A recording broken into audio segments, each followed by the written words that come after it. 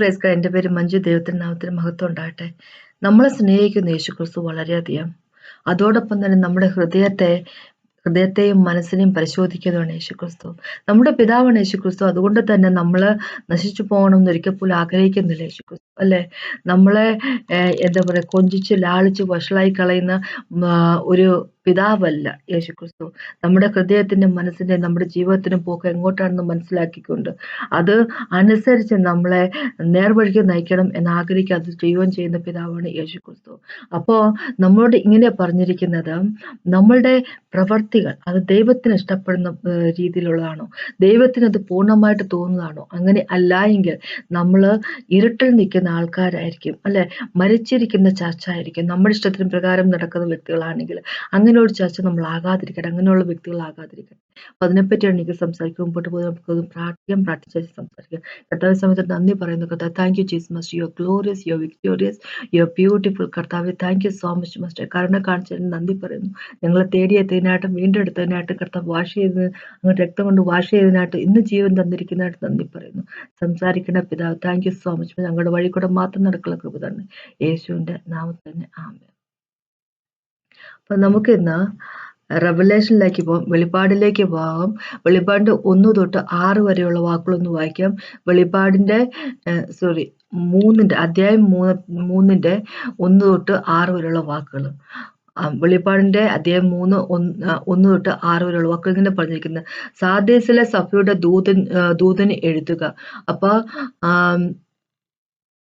സഭയിലെ ദൂതൻ എന്ന് പറയുമ്പോ, ഏഞ്ചൽ എന്ന് പറയുമ്പോ അതിങ്ങനെ സ്വർഗത്തിൽ നിന്നുള്ള ഏഞ്ചൽ, അതിനെപ്പറ്റിയല്ല പറയുന്നത്. അവിടത്തെ എൽഡേഴ്സിനെ പറ്റിയോ പാസ്റ്റർമാരെ പറ്റിയോ അങ്ങനെ കൊടുക്കുന്ന ഒരു പേരാണ്, അല്ലെ? അപ്പൊ ദൈവത്തിന്റെ 7 ആത്മാവും 7 നക്ഷത്രവും ഉള്ളവൻ അരുളി ചെയ്യുന്നു. ദൈവത്തിന്റെ 7 ആത്മാവ് എന്ന് പറയുമ്പോൾ ഹോളി സ്പിരിറ്റ് ഗോഡല്ല, വേറെ ആത്മാവുണ്ടോ എന്ന് നമ്മൾ വിചാരിച്ചു, അല്ലെ? അപ്പൊ ദൈവത്തിന്റെ 7 ആത്മാവ് എന്നുകൊണ്ട് ഉദ്ദേശിക്കുന്നത് വെച്ചാൽ ഹോളി സ്പിരിറ്റ് ഗോഡ് ഒന്നേ ഉള്ളൂ. പക്ഷെ ഹോളി സ്പിരിറ്റ് ഗോഡിന്റെ ഡിഫറെന്റ് ആട്രിബ്യൂട്ട്സ്, അല്ലെ? അതിനെപ്പറ്റി അപ്പൊ നമുക്കറിയാം, ഐസിയക്കകത്ത് യേശുവിന്റെ അകത്തേക്ക് പോകുമ്പോൾ 11ാമത്തെ ചാപ്റ്ററിലേക്ക് പോകുമ്പോൾ യേശുക്രിസ്തു കംപ്ലീറ്റ് ആയിട്ട് fullness of holy spirit God ഉണ്ടായിരുന്നു പറയുന്നത്. എന്ന് വെച്ച് കഴിഞ്ഞാൽ സ്പിരിറ്റ് ഓഫ് ദ വിസ്ഡം ഉണ്ടായി, സ്പിരിറ്റ് ഓഫ് ദ നോളജ് ഉണ്ടായി, spirit of the understanding, might and council and fear of the God, അല്ലെ? ഹോളി സ്പിരിറ്റ് ഗോഡിന്റെ ആ ഫുൾനെസ്സിൽ, ആ കംപ്ലീറ്റ്നെസ്സിൽ ഓപ്പറേറ്റ് ചെയ്തിരുന്ന ഒരു ആളാണ് ജീസസ് ക്രൈസ്റ്റ്, അല്ലെ? അപ്പൊ ആ ഒരു 7 ആട്രിബ്യൂട്ട്സ്, 7 എങ്ങനെയാ പറയുന്നത്, സ്വഭാവങ്ങൾ, അങ്ങനെയല്ല, 7 എങ്ങനെ പറയണമെന്ന് എനിക്ക് മനസ്സിലാകുന്നില്ല. അപ്പൊ ക്യാരക്ടറിസ്റ്റിക്സ്, അല്ലെ? ക്യാരക്ടറിസ്റ്റിക്സ് ഉണ്ടായിരുന്ന, അപ്പൊ ഹോളി സ്പിരിറ്റ് ഗോഡിന്റെ 7 ക്യാരക്ടറിസ്റ്റിക്സ്, അല്ലെ? അപ്പൊ ദൈവത്തിന്റെ 7 ആത്മാവും, അല്ലെ, ഉണ്ടായിരുന്ന ആളും 7 നക്ഷത്രം ഉള്ളവൻ. 7 നക്ഷത്രം എന്ന് പറയുമ്പോ ഈ സഭയുടെ ദൂതന്മാരെ പറ്റിയാണ് പറഞ്ഞിരിക്കുന്നത്. ഉള്ളവൻ അരുളി ചെയ്യുന്നു, അല്ലെ? ഞാൻ നിന്റെ അനുമുമ്പ് പറയട്ടെ, നമ്മുടെ ദൈവം യേശുക്രിസ്തു സ്വർഗത്തിൽ ഇങ്ങനെ വെറുതെ ഇരിക്കുന്ന ഒരു വ്യക്തിയല്ല. നമ്മളിപ്പോ 1ാമത്തെ ചാപ്റ്ററിലേക്ക് പോകും, വെളിപ്പാടിന്റെ 1ാമത്തെ ചാപ്റ്ററിലേക്ക് പോകുമ്പോൾ ഇങ്ങനെ പറഞ്ഞു: യേശുക്രിസ്തു 7 ലാംപ് സ്റ്റാൻഡ് നടുക്കം നിൽക്കുന്ന, നിലവിളക്കുകൾക്ക് നടുക്കം നിൽക്കുന്ന ആളാണ് എന്ന് പറഞ്ഞിരിക്കുന്നത്, അല്ലെ? അപ്പൊ എന്ന് വെച്ച് കഴിഞ്ഞാല് ചർച്ചകളുടെ ഇടയിൽ നടക്കുന്ന വ്യക്തി, ചർച്ചകളുടെ ഇടയിൽ ഉള്ള ഒരു വ്യക്തിയാണ്, അല്ലെ? ഉള്ള വ്യക്തി എന്നുള്ള ദൈവമാണ് യേശുക്രിസ്തു, അല്ലെ? അപ്പൊ യേശുക്രിസ്തു നമ്മളുടെ പിതാവ് നമ്മളെ നോക്കുന്നു, നമ്മളെ ശ്രദ്ധിക്കുന്നു, നമ്മൾ എന്ത് ചെയ്യുന്നുള്ളതും നമ്മളുടെ അവസ്ഥകളെ പറ്റിയും എല്ലാം കൃത്യമായിട്ട് അറിയാം, അല്ലെ? നമ്മളുടെ ഹൃദയവും നമ്മുടെ മനസ്സും നമ്മുടെ ജീവിതത്തെ എല്ലാം പരിശോധിക്കുന്നവരാണ് യേശുക്രിസ്തു, അല്ലെ? അപ്പൊ നമ്മുടെ ഹൃദയത്തിന്റെയും മനസ്സിന്റെയും എല്ലാം അവസ്ഥ അനുസരിച്ച്, അത് നമ്മൾ ചെയ്യുന്ന വർക്ക് അനുസരിച്ച്, ഡീഡ് അനുസരിച്ച്, പ്രവൃത്തി അനുസരിച്ച് പ്രതിഫലം തരുന്നവരാണ്. നന്നായിട്ടുള്ള കാര്യങ്ങൾ ചെയ്യുന്നവരാണെങ്കിൽ, നന്മയുള്ള ഹൃദയമുള്ളവരാണെങ്കിൽ, അതനുസരിച്ച് ജീവിക്കുന്ന, ദൈവത്തിന്റെ വചനം അനുസരിച്ച് ജീവിക്കുന്ന വ്യക്തികളാണെങ്കിൽ അവർക്കത് ഒരു റിവാർഡായിട്ട് ദൈവം കൊടുക്കുന്നു. ദൈവം റിവാർഡായിട്ട് കൊടുക്കുന്നു. അല്ലാത്ത പണിഷ്മെന്റ് ആണ് വേണ്ടതെങ്കിൽ ആ പണിഷ്മെന്റ് ആയിട്ട് തന്നെ ദൈവം കൊടുക്കുക തന്നെ ചെയ്യുന്നു, അല്ലെ? അപ്പൊ ഇവിടെ നിങ്ങൾ പറഞ്ഞിരിക്കുക, സാദൃശ്യ സഭയുടെ ദൂതൻ എഴുതുക, ദൈവത്തിന്റെ 7 ആത്മാവും 7 നക്ഷത്രവും ഉള്ളവൻ അരുളി ചെയ്യുന്നു: ഞാൻ നിന്റെ പ്രവൃത്തി അറിയുന്നു. ഞാൻ നിന്റെ പ്രവൃത്തി അറിയുന്നുള്ള ആ വാക്ക് നമ്മൾ നോക്കുമ്പോൾ എല്ലാ ചർച്ചിനെ പറ്റി ദൈവം പറഞ്ഞിട്ടുണ്ട്. 7 ചർച്ചിനെ പറ്റി പറയുമ്പോഴും ഈ സെയിം വേർഡ് ദൈവം ഉപയോഗിച്ചുകൊണ്ട് ഞാൻ നിന്റെ പ്രവൃത്തി അറിയുന്നു എന്നുള്ള എന്നുള്ളൊരു വാക്ക് അത് കോമൺ ആയിട്ട് ഉപയോഗിച്ചിരുന്നത്. അപ്പൊ ആ പ്രവൃത്തി എന്നുള്ളതിനെ പറ്റി വളരെയധികം പ്രവൃത്തി എന്നുള്ളത് വളരെയധികം ഇമ്പോർട്ടന്റ് ആയിട്ടുള്ള ഒരു കാര്യം എന്നല്ലേ. അപ്പൊ പ്രവൃത്തി എന്ന് പറയുമ്പോൾ ഇംഗ്ലീഷ് ബൈബിളിലേക്ക് പോകുമ്പോൾ പല ട്രാൻസ്ലേഷൻ പലതായിട്ട് കൊടുത്തിരിക്കുന്നത്. എൻഗേജേബിലൊക്കെ പറഞ്ഞ വർക്ക് എന്നൊരു വാക്ക് ഉപയോഗിച്ചിരിക്കുന്നത്. നമ്മൾ ആംപ്ലിഫൈഡ് വേർഷനിലേക്ക് പോകുമ്പോൾ ഡീഡ് അല്ലെ, പ്രവൃത്തി എന്നൊരു വാക്കാണ് കൊടുത്തിരിക്കുന്നത്. ന്യൂ ലിവിംഗ് ട്രാൻസ്ലേഷനിലേക്ക് പോകുമ്പോൾ എന്താ പറയുക, നിന്റെ ആക്ഷൻസ് എന്നൊരു വേർഡാണ് കൊടുത്തിരിക്കുന്നത്. അപ്പൊ ഇവിടെ പറയുവാണ് പ്രവൃത്തി എന്ന് പറയുക എന്ന് വെച്ചാൽ നമ്മുടെ ജീവിതം അല്ലെ, നമ്മൾ എങ്ങനെയാണോ നമ്മളെ തന്നെ റെപ്രസെന്റ് ചെയ്യുന്ന സൊസൈറ്റിയിൽ നമ്മൾ എങ്ങനെയാണ് പെരുമാറുന്നത് അല്ലെ, നമ്മുടെ മനസ്സിലിരിപ്പ് എന്താണോ, നമ്മൾ എങ്ങനെയാണ് ദൈവത്തിനോട് ഓരോ കാര്യങ്ങൾ ചെയ്യുന്നത് എന്നൊക്കെ എല്ലാം കൂടെ കൂട്ടിയായിട്ട് പറയാം. ഇവിടെ പ്രവൃത്തി എന്ന് പറയുക, ജീവനുള്ളവൻ എന്ന് നിനക്ക് പേർ ഉണ്ടെങ്കിലും നീ മരിച്ചവനാകുന്നു. എനിക്ക് നിന്റെ പ്രവർത്തിയിൽ നിന്നൊരു കാര്യം മനസ്സിലായത് ഇതാണ്, നിനക്ക് ജീവനുണ്ട് എന്നുള്ളൊരു പേര് മാത്രമേ ഉള്ളൂ, നീ മരിച്ചവനാകുന്നു. ഉണർന്നു കൊള്ളുക, ചാവാറായ ശേഷിപ്പുകളെ ശക്തീകരിക്കുക. ഞാൻ നിന്റെ പ്രവൃത്തി എന്റെ ദൈവത്തിന്റെ സന്നിധിയിൽ പൂർണ്ണതയുള്ളത് കണ്ടില്ല. അപ്പൊ ഈ മരിച്ചവൻ എന്താ പറയുക, ജീവനുള്ളവൻ എന്നുള്ള പേര് മാത്രമായി പോകേണ്ട കാര്യം എങ്ങനെയാ വന്നതെന്ന് വെച്ച് കഴിഞ്ഞാല് നിന്റെ പ്രവൃത്തി പൂർണ്ണത ഉള്ളതായിട്ട് എനിക്ക് കണ്ടെത്താൻ സാധിക്കത്തില്ല. ഇംഗ്ലീഷ് ബൈബിളിലെ പല വേർഷനിലും പല രീതിയിൽ പറയുന്നുണ്ട്. ഇങ്ങനെ പറഞ്ഞേക്കും, നിന്റെ വർക്ക് കംപ്ലീറ്റ് ആയിട്ട് എനിക്ക് കാണാൻ സാധിച്ചിട്ടില്ല. നിന്റെ വർക്ക് എന്റെ ദൈവത്തിന്റെ റിക്വയർമെന്റ്സ്, ദൈവം ആവശ്യപ്പെടുന്ന തരത്തിലുള്ള വർക്ക് അല്ല നീ ചെയ്തിരിക്കുന്നത്. അല്ല, നിന്റെ വർക്ക് പൂർണ്ണതയുള്ളതായിട്ട് ഞാൻ കണ്ടെത്തിയില്ല എന്ന് വെച്ചു കഴിഞ്ഞാല് ദൈവത്തിന്റെ റിക്വയർമെന്റ് അനുസരിച്ച്, ദൈവം ആവശ്യപ്പെടുന്ന അനുസരിച്ച്, ദൈവത്തിന്റെ വഴി അനുസരിച്ച് ചെയ്യാത്ത വർക്കുകൾ ചെയ്യുന്ന ആൾക്കാരാണ് എന്താ പറയുന്നത്, ജീവനുള്ളവർ എന്ന പേര് മാത്രമായിട്ട് ചത്തവരായിട്ട് നടക്കുന്ന വ്യക്തികൾ. അതിപ്പോ ചർച്ച ആണെങ്കിലും നമ്മളാലും അങ്ങനെ തന്നെയാണ്. ദൈവം പറയുന്ന രീതിയിൽ ജീവിക്കാതിരിക്കുന്ന ഓരോ വ്യക്തിയും ജീവൻ ഉണ്ടെന്നേ ഉള്ളൂ, പക്ഷെ ശരിക്കും പറഞ്ഞാൽ മരിച്ചവർ തുല്യമാണ്. യേശുക്രിസ്തു അല്ലെ, യേശുക്രിസ്തു തന്റെ പിതാവിന്റെ സ്നേഹത്തെ തന്നെ കീപ്പ് ചെയ്ത് എങ്ങനെ യേശുക്രിസ്തുവിന്റെ പിതാവായ ദൈവം പറഞ്ഞിരിക്കുന്ന കാര്യങ്ങൾ അനുസരിച്ചുകൊണ്ട്, അപ്പൊ ദൈവത്തിന്റെ വഴിയെ നടക്കുകയും ദൈവത്തെ അനുസരിക്കുകയും സ്നേഹിക്കുകയും ചെയ്യുമ്പോൾ അവിടെ നമുക്ക് വെളിച്ചമുണ്ട്, ജീവിതത്തിൽ വെളിച്ചമുണ്ട്, നമുക്ക് ജീവനുണ്ട് അല്ലെ. നമ്മൾ ജീവന്റെ സോഴ്സ് ആയിട്ടുള്ള യേശുക്രിസ്തുമായിട്ട് കണക്റ്റഡ് ആയിരിക്കും. അല്ലെങ്കിൽ നമ്മൾ നമ്മുടെ ഇഷ്ടത്തിന് പ്രകാരമാണ് നടക്കുന്നതെങ്കിൽ അല്ലെ, അപ്പൊ അവിടെ ജീവന്റെ സോഴ്സുമായിട്ട് കണക്റ്റഡ് ആയിരിക്കത്തില്ല. ഇവിടെ നിന്റെ പ്രവൃത്തി എന്റെ ദൈവത്തിന്റെ സന്നിധി പൂർണ്ണമായിട്ടുള്ളതാ കണ്ടില്ല. അപ്പൊ ദൈവത്തിന്റെ ഇഷ്ടത്തിന് പ്രകാരമുള്ള കാര്യങ്ങളല്ല ഇവർ ചെയ്തത്, സാഡിസ്റ്റുള്ളവർ ചെയ്തുകൊണ്ടിരുന്നത് അല്ലെ. അപ്പൊ അങ്ങനെ ആകുമ്പോ നമ്മളുടെ പ്രവൃത്തി അനുസരിച്ചിരിക്കും നമ്മൾ എവിടെയാണ് നിൽക്കുന്നത് എന്ന് വരുന്നത് അല്ലെ.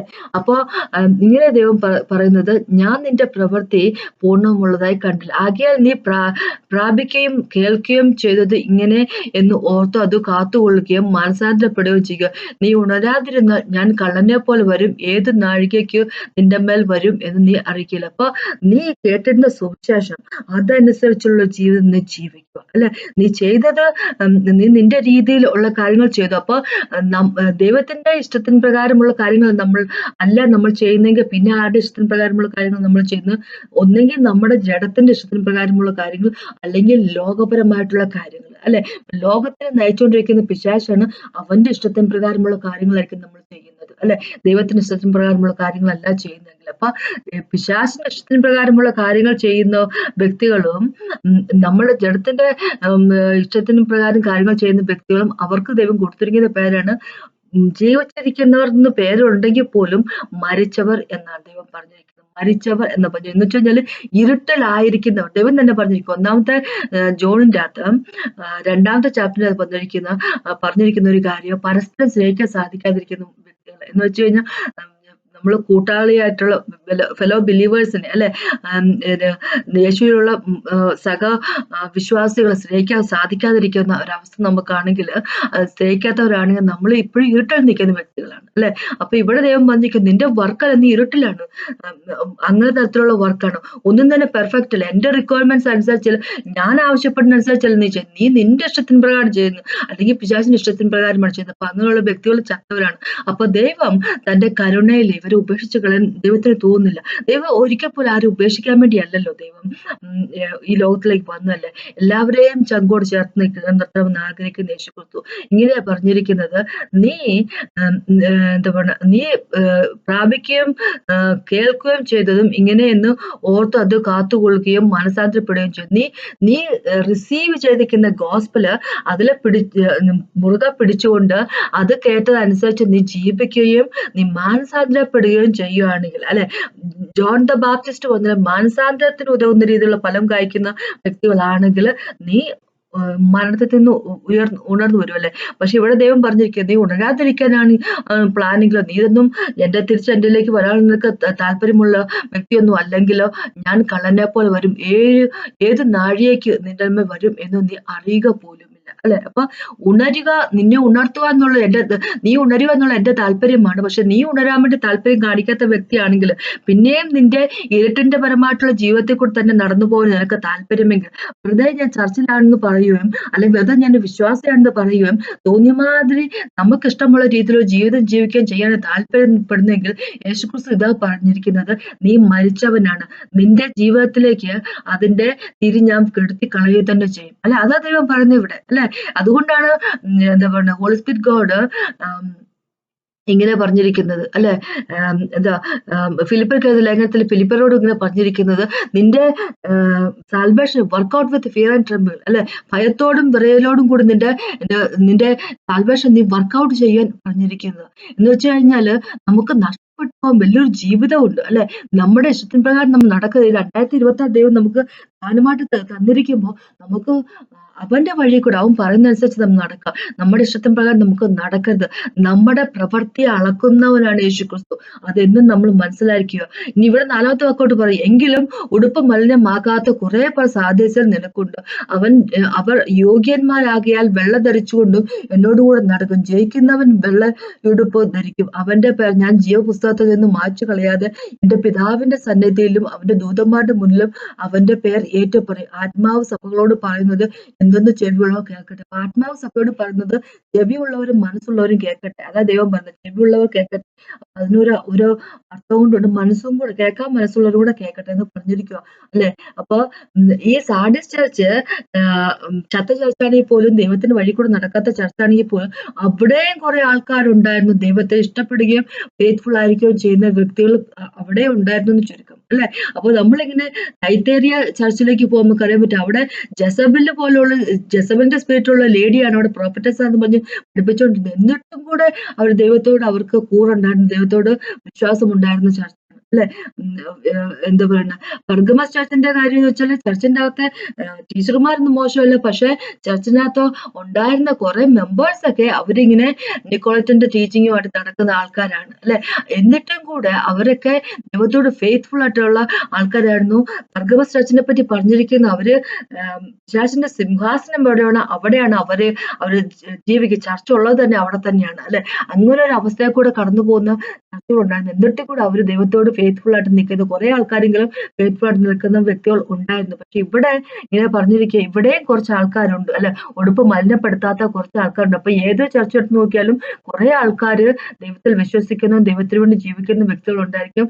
കുറെ ആൾക്കാര് അവരുടെ തോന്നിവാസത്തിന് വേണ്ടി ജീവിക്കുന്ന വ്യക്തികളുണ്ടായിരിക്കും. പക്ഷെ അവരെയും ഉപേക്ഷിച്ച് കളയാൻ താല്പര്യമില്ലാത്ത യേശുക്രിസ്തു ഇങ്ങനെ പറയുന്നത്, നീ നിന്റെ പ്രവൃത്തിയെ നീ നോക്കുക, അല്ലെ. നീ മാനസാന്തരപ്പെട്ടുകൊണ്ട് തിരിച്ച് എന്നിലേക്ക് വരിക. നീ കേട്ട വചനത്തെ നീ പിടിക്കുന്ന വ്യക്തികളായിരിക്കും. അപ്പൊ അതിനെ നമ്മളോട് പറഞ്ഞു, 2026 ദൈവം നമുക്ക് ഫ്രീ ആയിട്ട് ദാനമായിട്ട് തന്നിരിക്കുമ്പോൾ നമ്മൾ നമ്മുടെ പ്രവൃത്തിയെ പരിശോധിക്കുന്ന വ്യക്തികളായിരിക്കുക.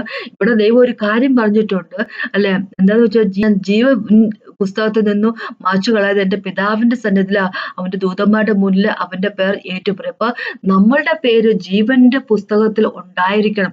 ഇല്ലാത്ത ആൾക്കാരാണെങ്കിൽ അങ്ങോട്ട് ദൈവത്തിന്റെ സന്നിധിയിലേക്ക് നമുക്ക് പ്രവേശനം നമ്മുടെ സ്വർഗത്തില് ആയിരിക്കത്തില്ല. അപ്പൊ ഇവിടെ ദൈവം പറഞ്ഞിരിക്കുന്നത് ജീവന്റെ പുസ്തകത്തിൽ നിന്ന് മായ്ച്ചു കളയുമെന്നാണ് പറഞ്ഞിരിക്കുന്നത്, അല്ലെ. എന്ന് വെച്ച് കഴിഞ്ഞാൽ ഓൾറെഡി ഉണ്ടായിരുന്ന പേര് നമ്മുടെ പ്രവൃത്തി കൊണ്ട് ദൈവം മായ്ച്ചു കളയുന്നു. അപ്പൊ അങ്ങനെ പ്രവൃത്തി മോശപ്പെടുന്ന രീതിയിലുള്ളവരാകാതിരിക്കട്ടെ.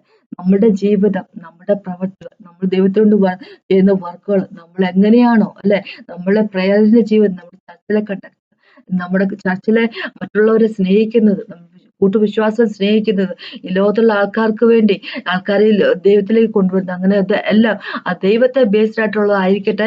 ദൈവത്തെ സ്നേഹിക്കുന്ന വ്യക്തികളായിരിക്കട്ടെ, ദൈവത്തോട് വിശ്വാസത്തിലുള്ള വ്യക്തികളായിരിക്കട്ടെ.